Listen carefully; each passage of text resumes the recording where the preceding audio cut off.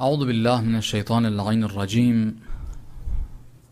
بسم الله الرحمن الرحيم. الحمد والثناء لله رب العالمين بارئ الخلائق أجمعين باعث الأنبياء والمرسلين، ثم الصلاة والسلام على سيدنا ونبينا وحبيب قلوبنا وطبيب نفوسنا وشفيع ذنوبنا أبي القاسم المصطفى محمد.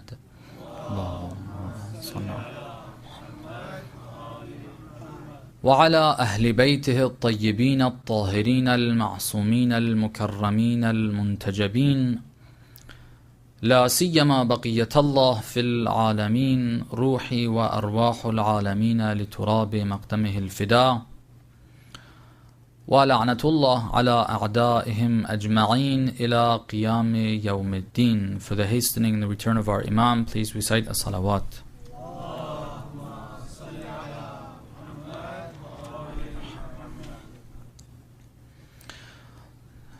Inshallah, this month has thus far been a blessing for all of us, and I hope we've been able to benefit from the spiritual blessings of this month.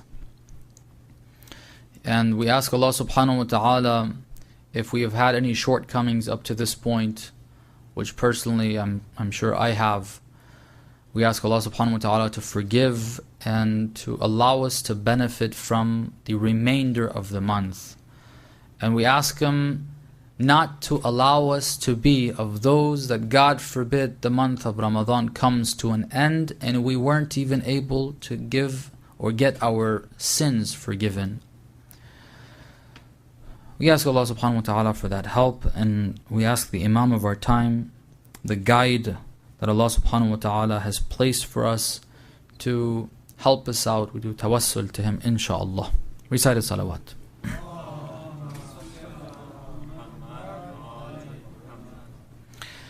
I'll forgive you for that very...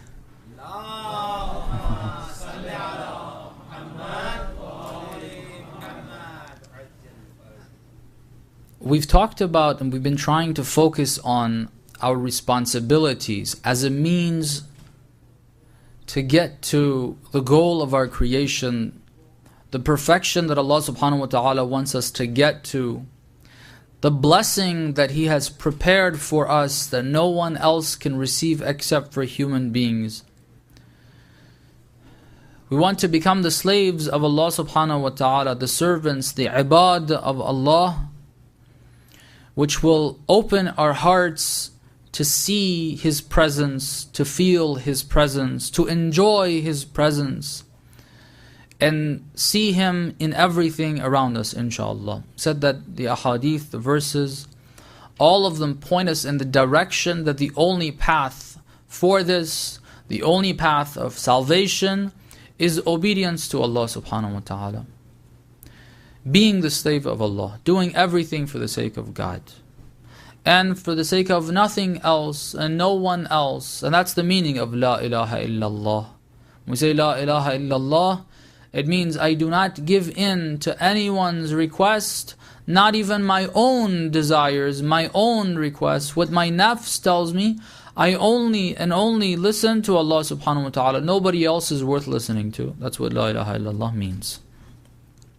That's why we're told on a regular basis, on a daily basis, try to say it at least 100 times a day. There's a hadith that says, you know who the best person on the face of the earth is? Imam was asked, who? Imam says, a person who recites, who says La ilaha illallah 100 times. And you want to know who's better than him? Says, who? This is a person who repeats that even more. I think it was Imam al-Baqir talking about his father, Salamullah alayhi. And he said, my father's tongue was always stuck to the roof of his mouth. Why? Because he was constantly repeating La ilaha illallah. Okay. The tongue is always at the top. Because we need to make that manifest itself, that mentioning of that, reminding ourselves of that, that's the fact, is hopefully going to manifest itself in our actions. Because right now, that's not really how we see the world. That's not. We say La ilaha illallah, but everything else is also an ilah. Although theoretically we don't accept him, but practically we do. Our employer is an ilah, our nafs is an ilah, sometimes our wives are ilah, sometimes our children are our ilah, sometimes our husbands are our ilah, sometimes our parents are, sometimes objects even, that's how bad we are. Sometimes even objects, my car, my phone, my clothes, my shoes, different things can become my ilah. And that needs to change, the repetition of that. So, we want to become the slaves of Allah subhanahu wa ta'ala to reach that. We talked about worship, then we said, okay, we need to talk about something that's more difficult. It's a lot more difficult to be the slave of Allah when it comes to interacting with others. Because it's no longer about me and how I feel and trying to change the way I dress or the way I think or the way... No, what I do is going to have a response from the other side. Alright? And that response from the other side is not always desirable. The way they treat us is not always desirable. Okay. So we got to figure out what our responsibility to Allah is in our relationships. Okay. We always try to emphasize this, that in our relationship we're not trying to please the other party. Okay. Even when we're supposed to please them, at times where we're supposed to please them, it's pleasing them because God's pleasure, because God will be pleased with us, not in and of themselves we want to please them. That's very important. We've got to keep that in mind. We're going to repeat that.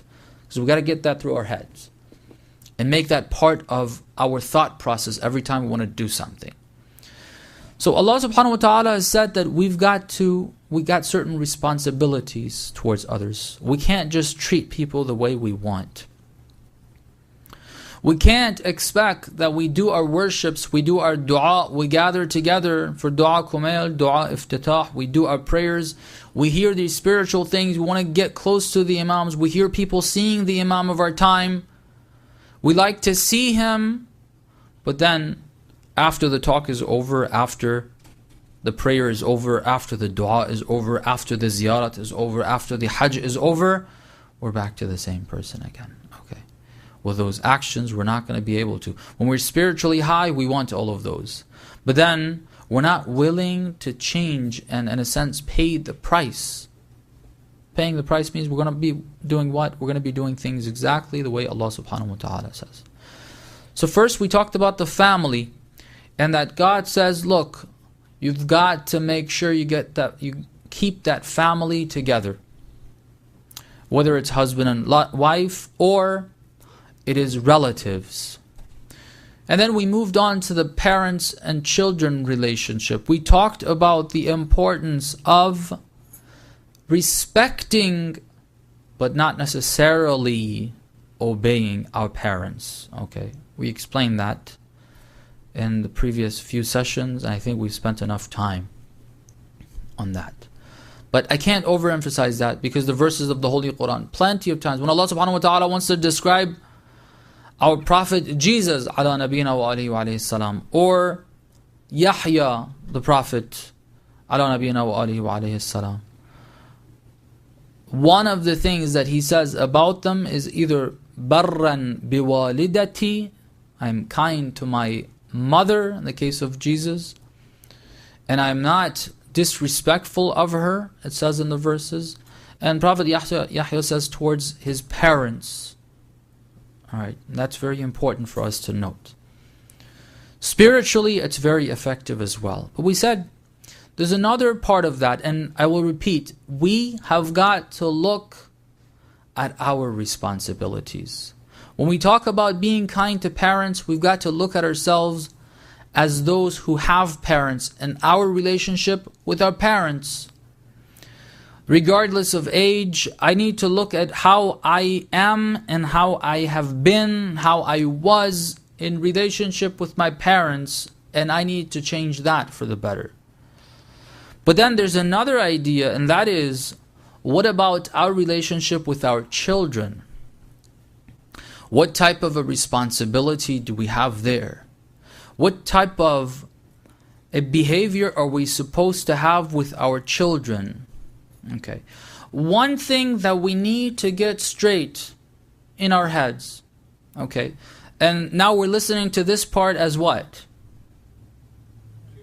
We're listening to this as parents or future parents. It's very important for those who are not currently parents to learn this. I remember this is a little slightly off topic, but it's a good example for this. I was, I think, 14 years old. There was a Sayyid that used to come to Maryland, and Allah inshallah protect him, give him a long life. He was the son of one of the Maraja in Najaf. It was Ayatollah Bihishti in Najaf. Not the Ayatollah Bihishti, the Shaheed Bihishti that some of us know about. This is another Ayatollah Bihishti. At the time of Ayatollah Khoi, he was one of the kind of second-ranking mujtahideen. He had a following there as well, Ayatollah Bihishti. He has a son. His son is in Qom. And he used to come to the Maryland area, the Washington area, and give talks. All right. Now, just imagine, I was at the time 14, and he would give classes on what topic? On the topic of marriage and marital relationship. Okay. How husbands and wives should treat one another, which hopefully, if time allows us, we're going to briefly touch on it, if you guys don't pull me off the minbar talking about that stuff. But he would, and sometimes be pretty descriptive as well. Okay, now some people would be thinking, well, that's a little too young for it. I'm glad I heard those, okay, because I did not hear that elsewhere. And if I hadn't heard that, I wouldn't have known a lot of that stuff in relationship with my wife later on when I got married. It's important people hear it when they're mature enough before it actually happens to know how to deal with things. Not that after you get yourself involved with it, now we want to figure out how to do things. It's better to know beforehand. Okay? So it's very good for those who are not currently parents to try to think about this. Those who are not currently married to try to think about it. That's one of the ways we talked about being responsible. And that's the most important thing for marriage. That's what causes marriages to fall apart a lot of times out here in the West, is because one or both parties in that marriage are not responsible enough to make wise decisions. Okay. So think about it before it happens. Alright. Recite salawat. We want to know as parents how we should be treating our children. One thing that we got to get straight, and it's very difficult a lot of times. We don't actually explicitly say this, but our behavior sometimes shows this. What is it? We somehow think that we have this authority and ownership over our children. Okay. We feel we have this ownership over our children. All right. We don't, as I said, nobody explicitly says, okay, my son or my daughter is my property. Okay. But the way we see those treatments, it really tells us that you really think you can do whatever you want to your child. And they're supposed to be obedient to you. And they're supposed to be obedient. I mean, like, when I said, I was very, very careful. Okay. And I'm sure some people had an issue with that. We're not supposed to be obedient to our parents sometimes. Okay. And it's not an obligation at other times necessarily to be obedient. Okay. I said that very carefully. I haven't gotten the backlash yet, but I'm waiting for it. All right. But that's something we need to clear up in our minds. We don't own them. There's been some examples of ownership in history and in the Holy Quran. We got to make sure we don't get involved with that. Very extreme cases of ownership. All right. I'm very, very saddened to know that unfortunately for some of us still, this has not gotten cleared up. All right. What is it? There's a number of verses in the Holy Quran that talk about the mushrikeen killing their own children, right, taking their lives. Some of the more brutal ones maybe were the ones where they buried their daughters alive. Okay, al-ayadu billah. one of the greatest sins. وَإِذَا الْمَوْءُودَةُ سُئِلَتْ بِأَيِّ ذَنبٍ قُتِلَتْ. Allah subhanahu wa ta'ala is going to be raising that child. Why? What was the sin of this girl? Very, very sad stories. Even there's one particular incident that just kills one to hear, even that bearing alive a daughter that has grown to be 9, 10, 11 years old, and just watching her scream and call upon you as considering you her father, and you continue that. Okay, very, very brutal and cruel way of dealing with the children. But it wasn't always like that. Sometimes they had certain justifications that, to an extent, we find today as well. To an extent. One justification was, we can't support these children. Okay. God, well, that time, they didn't have contraceptives, right? So they had sometimes a lot of children. They couldn't control that. So now we can't deal with this. We can't keep this child. We can't support this child. All right. And they would kill the child. Either because they were, it's surprising how jahl and ignorance can cause you to do that, because they thought that this is kind of better for the child sometimes. They're worried about not being able to support the child. And another thing that would happen, another excuse would be because they thought that, okay, if I can't support this child, then my status in this society is going to go down, because I don't have enough money to support everybody, and I'm going to become poor. All right. And right now I do have a face. Okay. I'm considered someone that has a certain status in the society that I live in. All right. And if I let this child live, then I'm going to be considered poor. All right. Now, I haven't seen people necessarily mentioning this in that way after the child is born. God forbid killing the child, which it happens. Even in Europe, amongst non-Muslims, this is still happening. The Jahiliyyah. They found mothers burying many of their children. Okay. It's happened over and over. Okay. The Jahiliyyah of this time, the ignorance is continuing. Don't let the nice buildings and, the civilization in the West fool us to think that the Jahiliyyah is gone. No, the Jahiliyyah, right in the middle of the universities that are the centers of education, you have that Jahiliyyah. So anyhow, not like that as much, at least I hope, amongst Muslims, but there are times where, with different excuses, we are looking for the option, al-ayadu billah, of abortion. Okay, it's the same thing. Abortion is killing that child. I don't know why, for some reason, before it's born, we don't consider it a child. We don't consider it a living being. Okay. Especially in the later stages, the way they kill that fetus, I don't understand how they can sit there, watch that happening to that baby. Okay. It's cruel. And unfortunately, amongst the Muslims, there are some that are interested in that at times, with whatever the excuse is. We don't own that child, okay? That's God's creation that we are responsible towards. All right. Recite a salawat, please.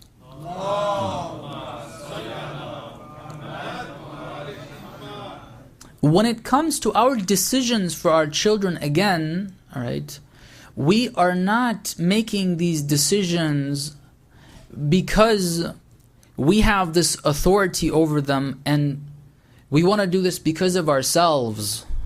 We can't do that. We can't. We have been given the responsibility of doing things and taking care of this child and providing it with what it needs, with what this child, he or she needs. It's a responsibility towards Allah subhanahu wa ta'ala in regards to this. Wilaya, the word wilaya means guardianship. You're supposed to be guarding this child, not whatever decision you want to make. Not that, I don't like this guy for marriage, for instance. You need to marry your cousin in whatever country they're in or whatever. These are not decisions that we can make. We have got to do things based on what's best for this child. That's what we have. Okay. So we're responsible to Allah. Now, after this, these couple of points that I've mentioned, I want to read a whole list of hadith, because this topic is not something that's addressed as much. And I want to give you first hand from the Ma'sumin about this. Alright? So, what we try to, before I enter the ahadith, what we're trying to clear up is that the child is an independent human being that is God's creation. Our relationship with them is that God has given us a responsibility towards them. Right? Not that it's my property, he or she is my property, I get to treat them the way I want. Sometimes that becomes a very, very serious issue. Now, having considered that, this is an independent human being, all of the ahadith that we have in regards to treating other human beings applies here. Okay, first, before I get to the specific ones that apply to parents towards children. A list of hadith. There's a whole chapter on su'ul khulq. Alright, bad akhlaq, misbehavior, shouting, using foul language, hitting someone. Right? This is bad akhlaq. They come to us all happy, they did something very nice at school, or they recited a surah, they learned a surah, they had a drawing, they had this, whatever. With that enthusiasm, they come like, okay, whatever, I'm watching news, or I'm tired, or... These are examples of bad akhlaq, especially when it's mistreatment. Okay? When it's mistreatment of the child.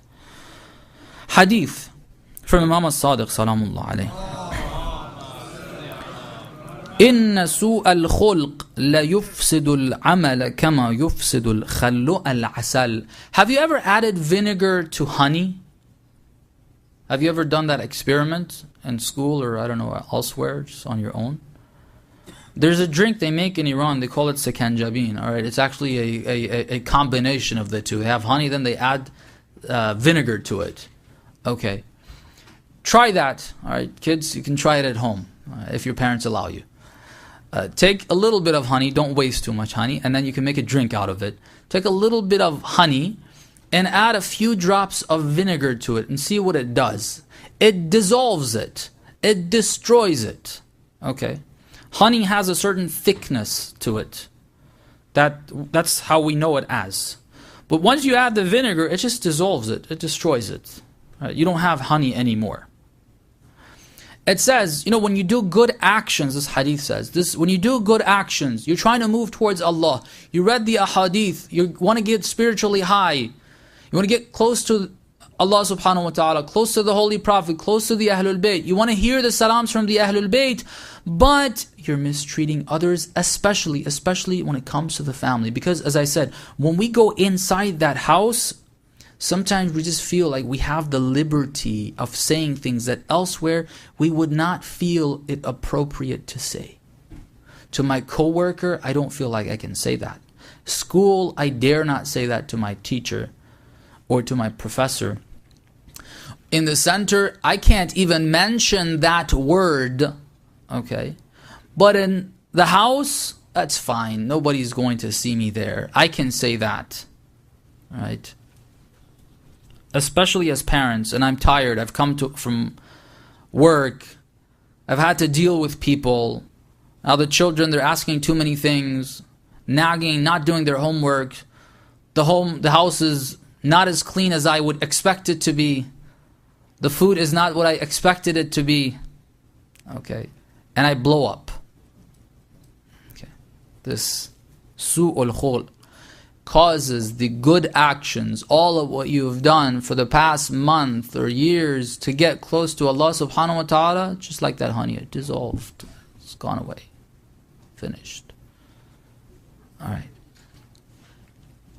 This applies to children as well. Shouting at them when we're not allowed. There are times when when there's something very wrong that is happening and other things have been tried, to an extent one may need to raise their voice. controlled. One's nafs needs to be under control. Not because of the ego, not because I can get on to this child, but because in order to teach them something, it's good for them. Because there's another extreme, I'll tell you that too. All right? I've heard parents, they say, I see their children, they're just like running the show. All right, they go to somebody's house and those children just all over the place. Or they come to the masjid. It's okay for your children, at least in my talk, to be all over the place. Right? This is not about that. No, but sometimes you see they're all over the place. They're hitting on other kids. They're getting into a lot of, and you kind of try to hint something to the parents like, Islam says for the first 7 years you're not supposed to say anything to the child. Okay, I'm sorry, that's a misunderstanding. That's not what that means. Okay. There are times that you need to stop the child from doing something. But you got to make sure neither the words nor the tone of your voice is because of the anger. Remember when Amir al-Mu'mineen Salamullah alayhi got up.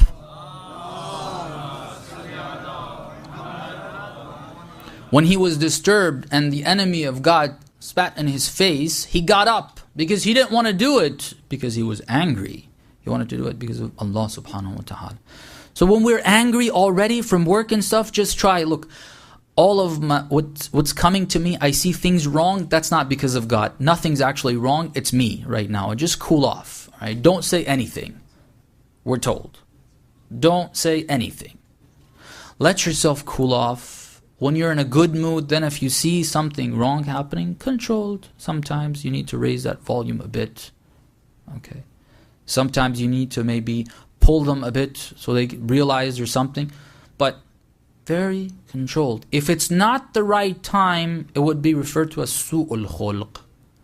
When it's at the right time, the right amount, that's called disciplining and training and helping the child. All right? And we need to get some training on that as well ourselves. Where is it? To what extent? Do we get to like use a stick on them or something? Or, what is the extent at the right time? That's something else. That's definitely not something that's very brutal for sure. So, if we say something, we raise the tone of our voice, and that child is frightened. It causes them to cry. All right? Not just a 2-3-year-old child, not just a 5-6-year-old child, sometimes even teenagers.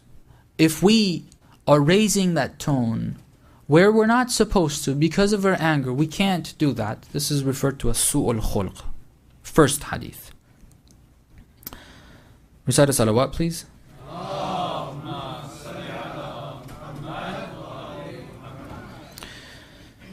And this was just one example of the ahadith. I'm picking these ahadith and just going as bullet points. Otherwise we could go like hours talking about this. Another hadith quotes the Holy Prophet sallallahu alaihi wasallam.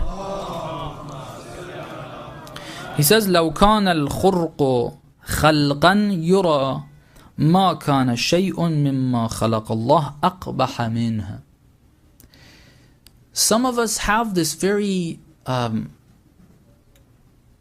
a certain personality that we're just not soft. We're too hard. Okay. The tone of our language is always harsh. At least at home. Like this is one example that I'm trying to focus on. We can't express good feelings. We can't be kind. We can't be nice. Always blunt. Always mentioning negative things very easily. And the good things, oh yeah, it's okay. This type of character is what is referred to as khurq. It says if God would have made that into a tangible figure that you could see, alright, Allah subhanahu wa ta'ala says it would have been the worst and ugliest creation of Allah subhanahu wa ta'ala. We got to look at how we behave, how we interact with others. We got to look at ourselves every once in a while. Am I causing people to run away? Am I the reason why things happen? Am I the reason why there's fights and so on and so forth? A lot of times that is. That's another problem that we have. We look for the uyub, and we mentioned this before. We look for the uyub, the problems, always elsewhere. We should be looking within. We should look at our behavior. Next, a very, very great sin. I'll make this a little more general. There's a hadith from Imam Al-Baqir Salamullah alayhi. Remember, again, as a reminder, what's the goal of our creation? We're trying to be able to enjoy God's company. Enjoy His presence. Feel it and enjoy it. Okay. So it's all about the love of Allah subhanahu wa ta'ala. Now, if He is going to dislike an action, then that means if we do it, we are going to be disliked by Allah subhanahu wa ta'ala. The hadith says, إِنَّ اللَّهَ يُبْغِضُ الْفَاحِشَ الْمُتَفَحِّشِ. Allah subhanahu wa ta'ala despises and is angered at al-fahish al-mutafahish. The one that I want to emphasize on is al-fahish, the one who uses foul language. Okay. Foul language. That's a very, very wrong thing to use. Alright. Now, on a more general note, it's very, very common. It's actually cool to mention those four-letter words, as they say, in the United States, as children, as youth in school. Alright? Some people can't put a sentence together without the F word. Okay. And unfortunately, some of our youth are learning that. This is one of those things. Allah subhanahu wa ta'ala says through His Prophet, I despise that. If you want to get close to me, don't use these words at all towards anybody. It doesn't matter if they're Muslim or Kafir. A story on that. One of the companions of, I believe, I have the hadith here, I'm not going to read the Arabic in the interest of time. From Imam Sadiq Salamullah alayhi. There was a lifelong friend that he had. Someone that was close to him. Close to the Imam. Alright? Not everybody was close to the Ahlul Bayt. He's lived a life, not just physically being present, he's had communication, he's close to the Imam. Alright? They're walking in the market. This guy is wealthy. He has a servant. Recite a salawat, please. Yeah. I wanted to make sure of something before I mentioned it. This servant was from Sindh. You know what that is? Okay. Karachi is part of Sindh, right? Okay, so that region is called Sindh. This slave of this companion of the Imam was from Sindh. At that time, apparently, according to this hadith, at least the generation, the parents of this slave were not Muslim. Right. So this is a companion of the sixth Imam. They're walking in the market. This guy looks back to find his slave from Sindh and he doesn't see him. He looks the other way, doesn't see him. A third time, he wants someone to do something for him, he doesn't see him. He shouts, Yabna al-fa'ilah. Okay. He calls him, O son of such and such. Okay. Disrespects the mother, which is something that's very common out here to say. Okay. Very, very common. Al-ayadu billah. This man said that, shouting at this person. The Imam heard him and he hit himself 3 times on his forehead. Okay. And he said, how dare you say something like that? He said, well, I wasn't. That's the reality. His mother is not Muslim, and he considered for some reason the mother automatically to be, God forbid, someone that commits the sin of adultery and fornication. The Imam said, it doesn't matter if she's not Muslim. It does not matter. You have no right to say something like that. The Imam cut off that relation. He said, he didn't want to see this guy again. if we want to see the Imam of our time, we got to know he knows when we speak to others and we say these things. You want to see your Imam? You better not use those words, even if it's in relation to and towards non-Muslims. We got to be very careful. Now, sometimes, going back to the family, sometimes, again, in public, we have sometimes even, I've grown to an age, it's not appropriate for me to mention these words in front of others. But when I go home, I take the liberty of saying what I like. I use that language. I say things that I'm not supposed to. Same thing happens. The Imam's going to know. I have to be very careful. Recite a salawat.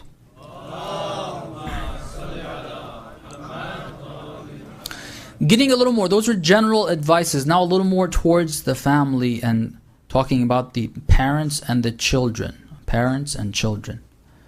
We got to be very, very careful in our relationship with the children. We can't treat them in a way that disturbs them without... Sometimes we need to do something they don't like, but Islamically, or like for example their education, it's something that's important, and they're just going too far off course. We need to correct them. Okay, so there are some legitimate reasons, as I mentioned before, that we do need to do things, but we have got to be very careful what we do. All right, we have to be very careful. This hadith from Imam al-Baqir salamullah alayhi.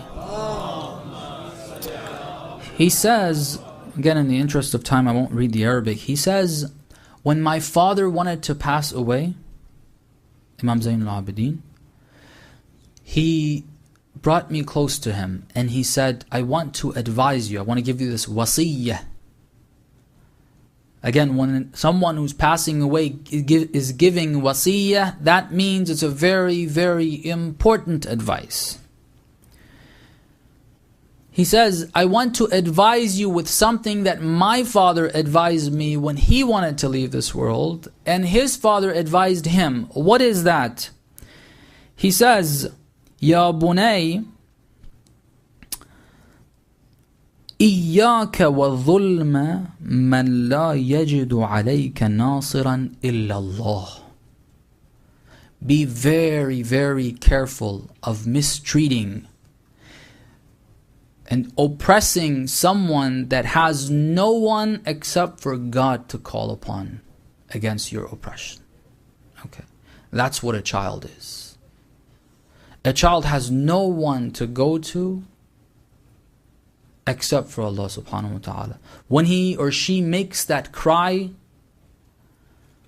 after being mistreated and there's no one to help them, that is a call upon Allah subhanahu wa ta'ala. Okay, and God, Lord, have mercy on us.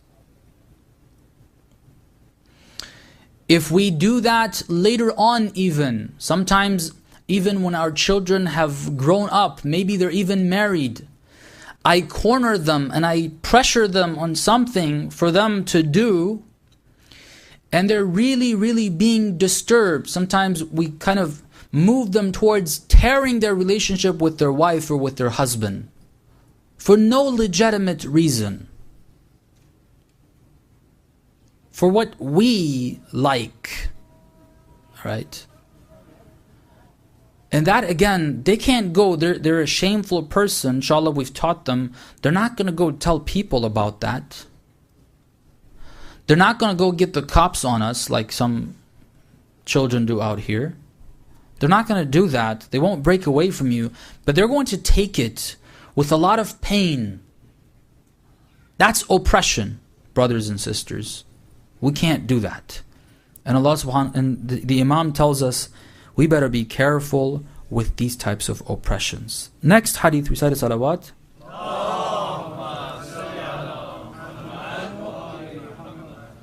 More explicit in regards to the children.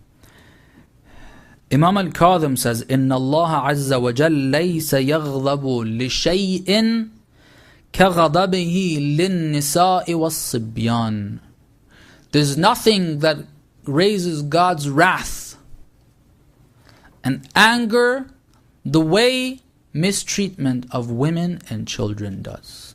Okay, for the women part, we'll talk about that some other time, but children right now. Okay. Mistreatment of children, that really, really disturbs Allah subhanahu wa ta'ala in our language. And the last hadith in warning us, something that I'm sure 99% of us have not heard. 99%.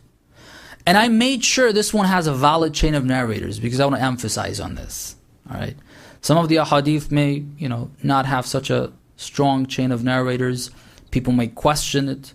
This has been narrated in a number of books, including Al-Kafi and the book Al-Khisal. I know you're tired, the time of Adhan is coming, and I don't know if you feel as hot as I do, but inshallah God is going to provide us the cool, inshallah. You'll be drinking fresh water. Recite salawat. I want to hear this with full attention.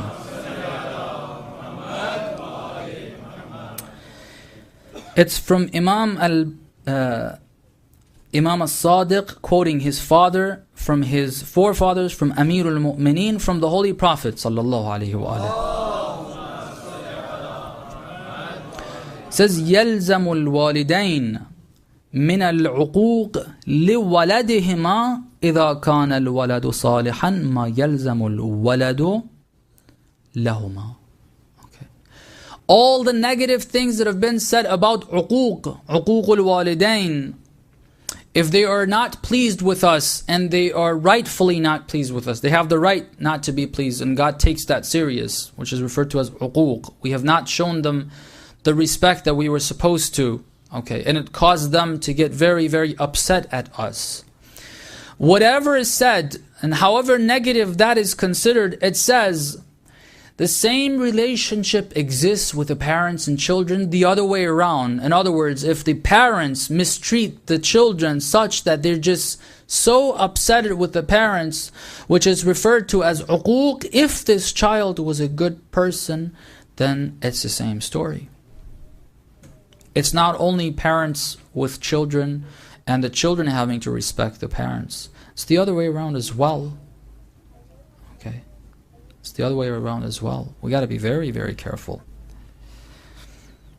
So all of these were warnings, and I hope we've taken it to heart and we are able to be more careful as parents. Again, this is not for children to go up to their parents and say anything. This is for parents to look at themselves and to try to correct anything that needs to be corrected. And a lot of times, I'm telling you, I'm a parent as well. There's a lot that needs to be corrected right here. Okay? There's a lot that needs to be corrected. And don't think that children, you're going to grow up to be parents as well. You're going to have a lot of corrections made too. Alright? Just don't forget this. Hopefully, I hope you remember this later on when you have children as well. Recite salawat.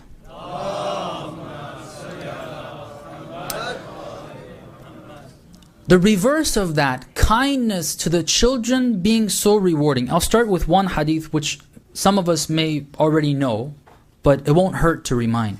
It says, the Holy Prophet tried to make his prayers spiritual. Alright? Sometimes the prayers, the congregational prayers, are so quick. Okay? Allahu Akbar, very quick. Finishing Hamd and Surah, going into Ruku. Before we can even make it to Ruku, the guy has gotten up and he's going Sajda, first Sajda, second. It's kind of, it's like sprints, running sprints. Okay, it's very, very quick paced. It's very, very fast.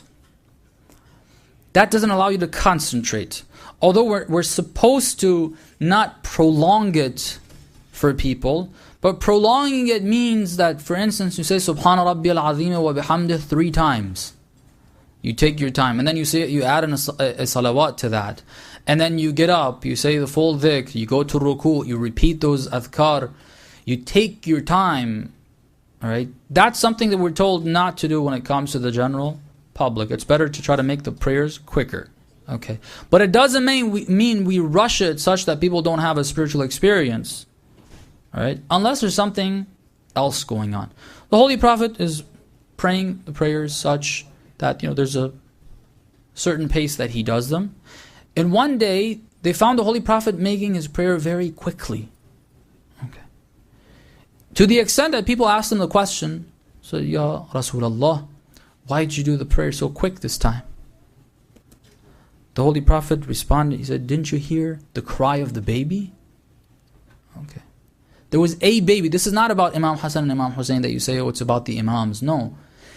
Babies were crying. They were impatient. When you hear that, it's better. God wants you to shorten your relationship with Him to go and cater to the needs of the children. Okay.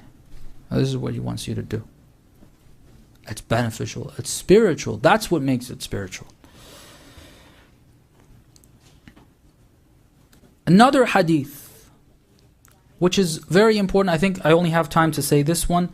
I wanted to emphasize more the idea of the kindness that the parents need to show to the children. But this last hadith is going to, I think, give us both, or a very good lesson in regards to treating the children kindly, being kind to them, being merciful to them, forgiving them, as many of the ahadith have. Even when we see that they are doing things that are wrong, forgive them. Sometimes we are right about what they're doing being wrong. Sometimes we're not. In either case, forgive them when it's the relationship that they have with you, them not doing something that you wanted them to do. We have a lot of ahadith on that. But it'll combine this kindness, this idea of kindness, with something else that's the reverse relationship, the children and the parents. This hadith tells us, he says, may God bless, rahimallah, the parents that help their children be kind to the parents. Okay? Parents can help their children be kind to them. How is that? With this form of relationship. If you are kind and forgiving to the child, even if at times they may have ill treatment, they may say things that are wrong, if you are kind to them, they will definitely be kind to you.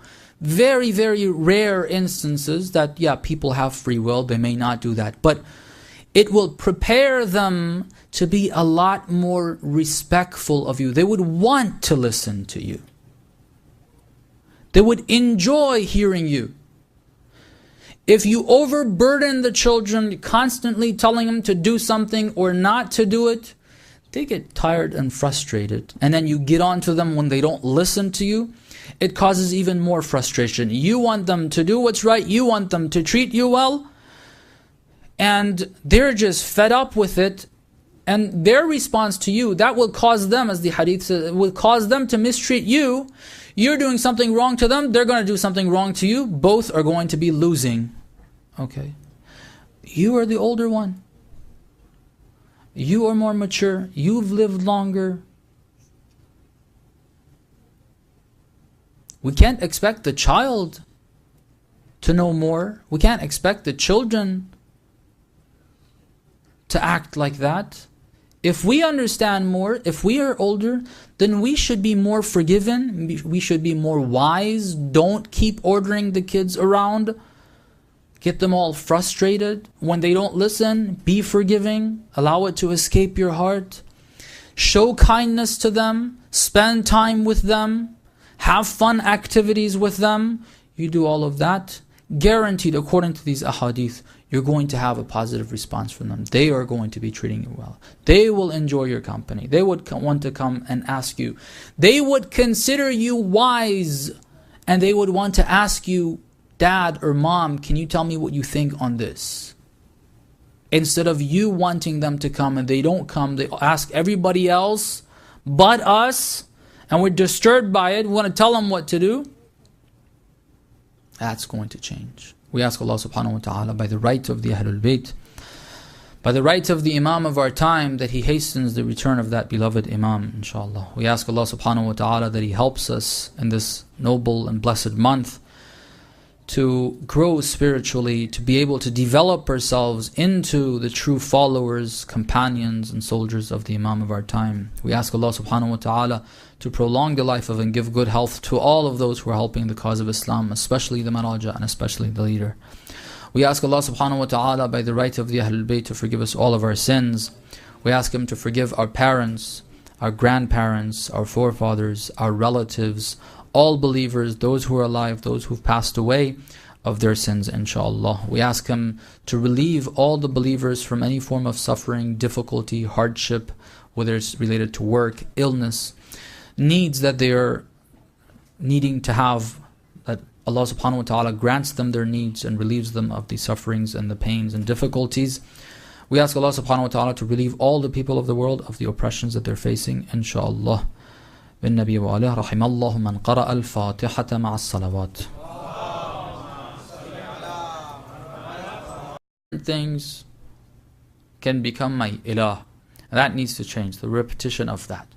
So, we want to become the slaves of Allah subhanahu wa ta'ala to reach that. We talked about worship, then we said, okay, we need to talk about something that's more difficult.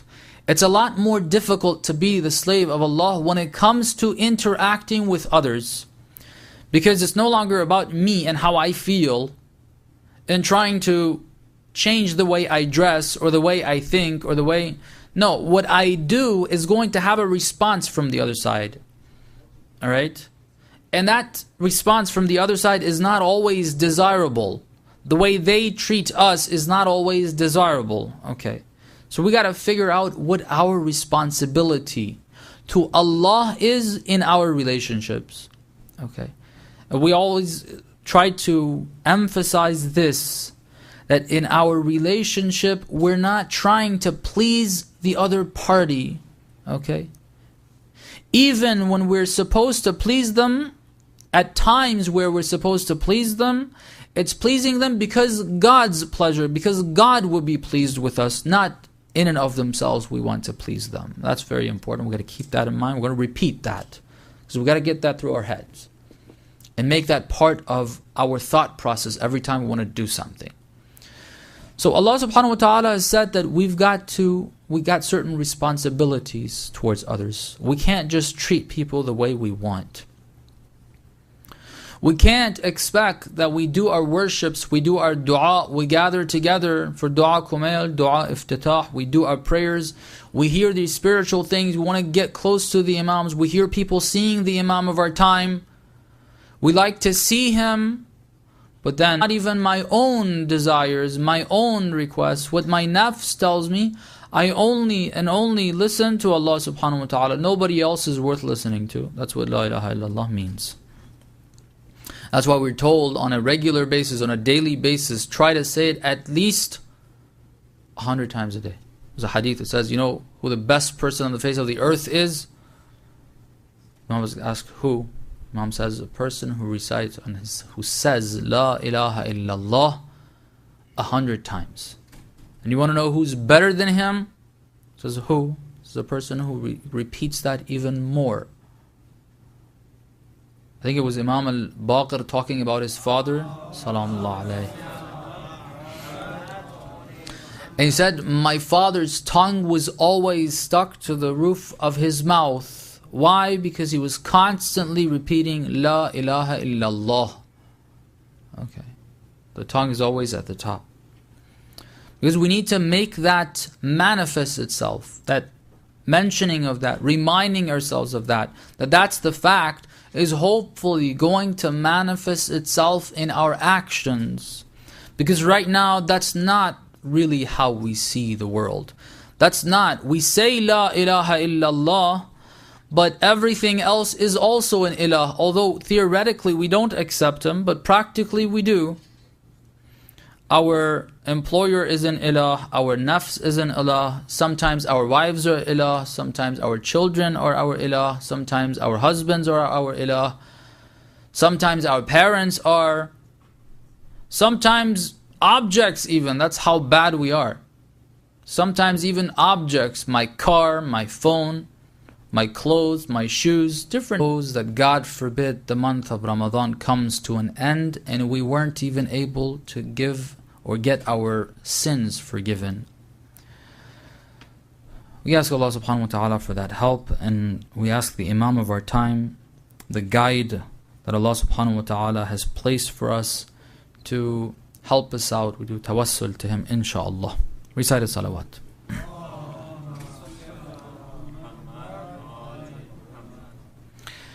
I'll forgive you for that very...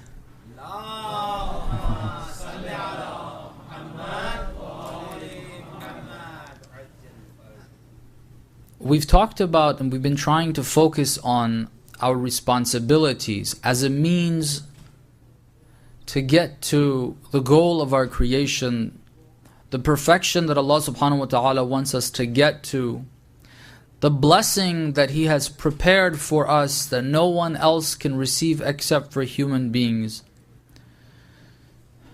We want to become the slaves of Allah subhanahu wa ta'ala, the servants, the ibad of Allah, which will open our hearts to see His presence, to feel His presence, to enjoy His presence, and see Him in everything around us, inshallah. Said that the ahadith, the verses, all of them point us in the direction that the only path for this, the only path of salvation, is obedience to Allah subhanahu wa ta'ala.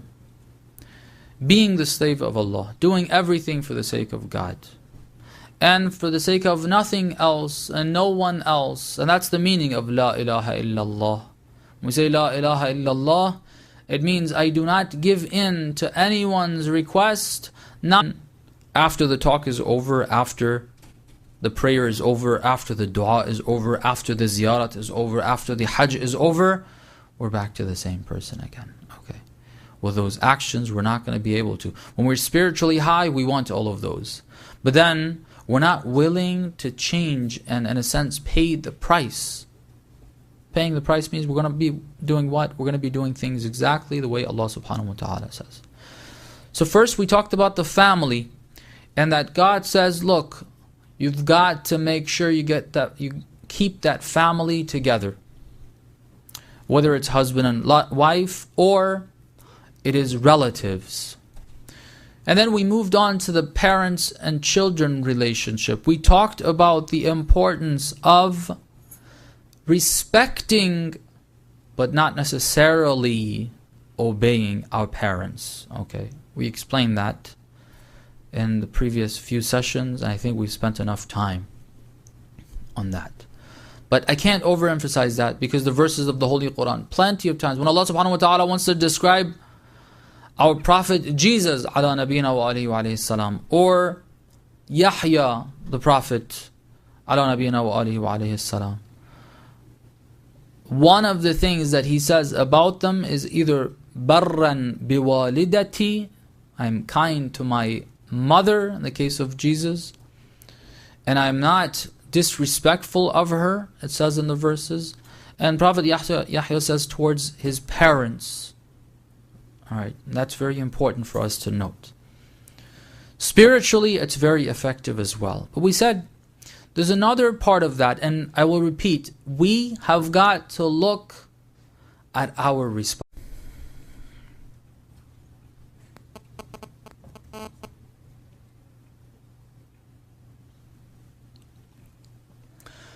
أعوذ بالله من الشيطان اللعين الرجيم بسم الله الرحمن الرحيم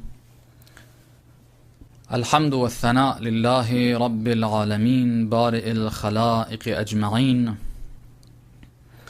باعث الأنبياء والمرسلين ثم الصلاة والسلام على سيدنا ونبينا وحبيب قلوبنا وطبيب نفوسنا وشفيع ذنوبنا أبي القاسم المصطفى محمد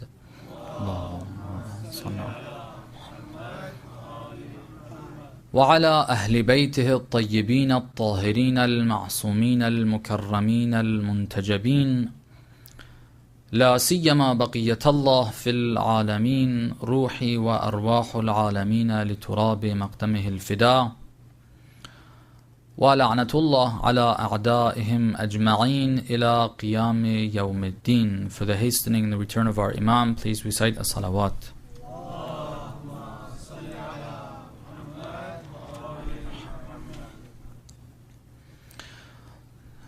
Inshallah, this month has thus far been a blessing for all of us, and I hope we've been able to benefit from the spiritual blessings of this month. And we ask Allah subhanahu wa ta'ala, if we have had any shortcomings up to this point, which personally I'm sure I have, we ask Allah subhanahu wa ta'ala to forgive and to allow us to benefit from the remainder of the month.